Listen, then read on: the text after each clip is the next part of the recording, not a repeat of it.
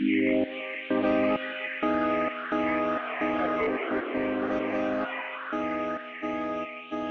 when we think about the US housing market over the near term, we like to lean into our four-pillar framework. That's demand for shelter, largely going to be household formations, the supply of homes available for sale, both existing listings and new builds, the affordability of the US housing market, and the quality and availability of mortgage credit. And when we think about the housing market really over that near term, it's the affordability of the US housing market and how many homes there are for sale. Affordability has improved pretty significantly from the fourth quarter of 2023 to where we are today. It's not unprecedented, but we have seen this before. Now, mortgage applications, it seems like they're responding to lower mortgage rates, but that's really only on the refinance side of the equation. Purchase applications have kind of muddled along for the past 12 months. We can see the fact that existing home sales, new home sales, we're kind of at the lowest absolute volumes we've been in about a decade. Now, that's actually not too unusual. First 12 months of affordability improvement, home sales don't normally pick up all that much. Where they really start to pick up following 12 months, following 24 months. So we think we might be entering that sweet spot really in the fourth quarter of 2024. And it's what a lot of the questions from this conference have really been centered around. Now, we don't think you're going to see the same reaction from the home buyer when we go over the course of the next 12 months as you have in prior periods, because affordability is improved. It's still more challenged than it's really been at any point in the past 30 years outside of 2023. And the lock-in effect has been such a popular talking point within the housing market, that still exists.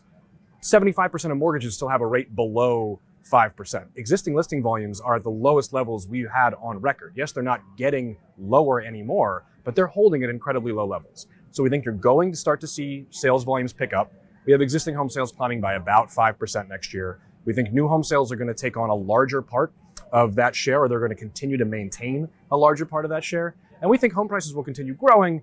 Pace of that growth has to slow. We're at 5% now, down from 6.5% about 4 to 5 months ago. I think we finished the year at about 2% and move roughly in the 2 to 3% range as we go through 2025.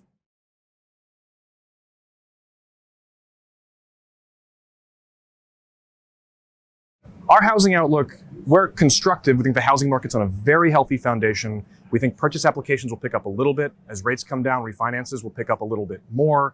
We think home price growth will slow, but it will remain positive. That is a healthy, fundamental outlook for the mortgage market.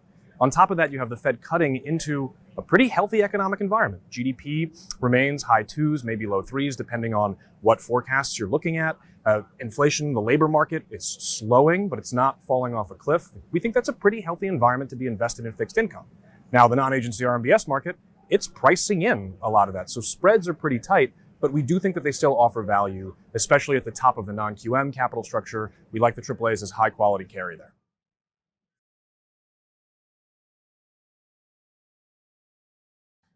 This conference, you can feel it when you're in the Fontainebleau. It's just very well attended. You've got issuers, investors, lenders, rating agencies, market participants across the board. You can really have any conversation that you want to here. And we find that it's a really good place to kind of get our pulse on what's going on in the market as we finish the calendar year, as we kick off the next year. It's really an important part of our calendar every year.